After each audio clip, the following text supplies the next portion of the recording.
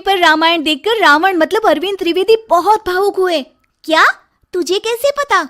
Hello app से। देख, ये है हेलो ऐप। जैसे ही आप हेलो ऐप डाउनलोड करते हो, ऊपर सर्च बार में हेलो ट्रेंड्स मिलेगा, जिसमें सभी ट्रेंडिंग न्यूज, वीडियोस, आर्टिकल्स मिलेंगे। उससे आप डे टू डे इन्फॉर्मेशन से अपडेट रख सकते हैं। ये तो बहुत अच्छा ऐप है। मैं अभी डाउनलोड करके खुद को अपडेट करती हूँ। सास बनी डंडे वाली भूत। शिखा की नई नई शादी हुई थी। उसका मायका और ससुराल दोनों कानपुर में ही थे, इसलिए उससे मिलने उसके भाई अक्सर आते जाते रहते थे। ये बात शिखा की सास मीना को बिल्कुल पसंद नहीं थी। मम्मी जी, आज राहुल भैया आ रहे हैं। कौन? तेरे चाचा का लड़का? जी मम्मी जी। अरे पर वो तो दिल्ली में रहता है ना? हाँ मम्मी जी, उन्हें कल सुबह दिल्ली के लिए निकलना है, तो वो आज मुझसे मिलते हुए कल सुबह यहीं से निकल जाएंगे। हमने तो धर्मशाला खोल रखी है ना। कुछ कहा क्या मम्मी जी? मैंने कहा हाँ हाँ, आने दे तेरे भैया को, जमकर खातिरदारी करेंगे। अब तो कुछ करना ही पड़ेगा, इससे पहले कि मेरा घर धर्मशाला बन जाए। ये कैसी बातें कर रही हो मीना? सच ही तो कह रही हूँ। अभी इसकी शादी को साल भर भी नहीं हुआ और आए दिन इसके घर वाले आ धमकते हैं। अरे तो क्या हुआ, वो इसी शहर में रहते हैं तो हाल चाल लेने आ जाते हैं। इस बार मैं उनका हाल और चाल दोनों ही बिगाड़ दूंगी। अब बहुत हो गया जी। अरे ये कैसी बातें कर रही हो? हे भगवान, बस आप तो देखते जाइए। शाम को राहुल आता है। नमस्ते आंटी, कैसे हैं आप लोग? हम लोग तो ठीक है, तुम कैसे हो बेटा? मैं भी अच्छा ही हूँ आंटी। बस आज रात के बाद नहीं रहोगे। चलिए भैया, मैं आपको हमारा घर दिखाती हूँ। रात में खाने के टेबल पर शिखा, रोहित कहीं दिखाई नहीं दे रहा। जी भैया, वो ऑफिस के काम से बाहर गए हैं, कल शाम तक आएंगे। अच्छा अच्छा। बेटा, क्या तुम भूत प्रेत में मानते हो? नहीं नहीं आंटी जी, पर अचानक आपको ये ख्याल कहाँ से आ गया? पता नहीं क्यों, कभी कभी मुझे लगता है जैसे रात के समय बैठक में कोई घूमता रहता है। ये आप क्या कह रही हैं मम्मी जी? हाँ, तुम लोग घबरा ना जाओ, इसलिए मैंने आज तक इस बारे में कुछ नहीं कहा।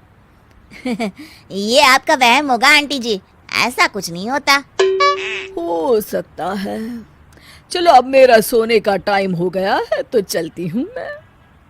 शिखा बेटा, राहुल के सोने की व्यवस्था वहीं दीवान पर कर देना। जी पापा जी। अब चलिए भी। अच्छा, तो बैठक में सोने वाले हैं साहबजादे। क्या बड़बड़ा रही हो? कुछ नहीं, आप सो जाइए। मीना और महेश के सोने के बाद शिखा और राहुल आपस में बात कर रहे होते हैं, तभी डोरबेल बजती है। अरे आप! सरप्राइज! काम जल्दी खत्म हो गया तो मैं आज ही चला आया। ये तो बहुत अच्छा किया। देखिए राहुल भैया भी आए हुए हैं, आप दोनों का मिलना भी हो जाएगा। कैसे हो रोहित? मैं तो ठीक हूँ भैया। शिखा, मैं भी आज यहीं सो जाता हूँ, राहुल भैया से बातचीत भी हो जाएगी। अच्छा अच्छा, ठीक है। मीना आधी रात को उठती है, कंबल मुंह से पैर तक ओढ़ के डंडा लेके बैठक में आती है और देखती है दीवान पर चादर ओढ़े कोई लेटा हुआ है। देखो तो कैसे मजे से सो रहा है बहन के ससुराल में। मीना ताबड़तोड़ 4-5 डंडे मार देती है। अरे मर गया! अरे बचाओ बचाओ, कौन है? मीना जल्दी से अपने कमरे में भाग जाती है। हे भगवान, ये मैंने क्या किया? ये रोहित कहाँ से आ गया? लगता है ये नालायक राहुल मेहमानों वाले कमरे में सो गया होगा। आज तो इसकी खैर नहीं। उधर बैठक में, अरे क्या हुआ रोहित? मैं बाथरूम में था, तुम्हारे चिल्लाने की आवाज सुनी।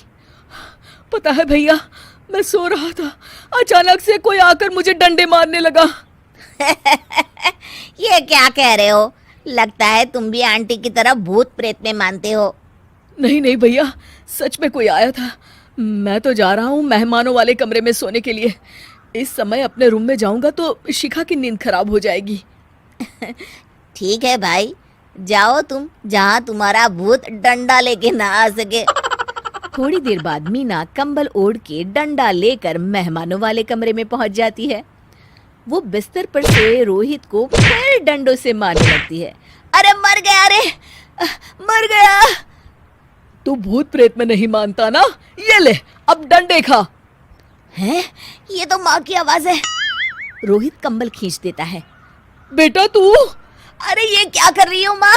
मार मार के मेरा भरता बना दिया आपने। माफ कर दे मेरे लाल, मैंने तो तुझे ही मार मार कर लाल कर दिया। मैं तो उस राहुल के बच्चे को सबक सिखाना चाहती थी। राहुल भैया को? हाँ बेटा, मुझे लगा अगर उसे डंडे मारूंगी तो शिखा के मायके वाले यहाँ आना छोड़ देंगे।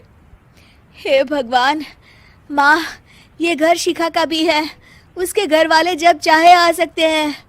हाँ बेटा, आज मुझे भगवान का इशारा समझ में आ गया। मैं कितना गलत करने चली थी और अपने ही बेटे को चोट पहुंचा दी।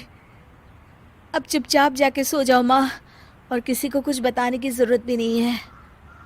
शिक्षा दूसरों का बुरा चाहने वालों के साथ भी बुरा ही होता है।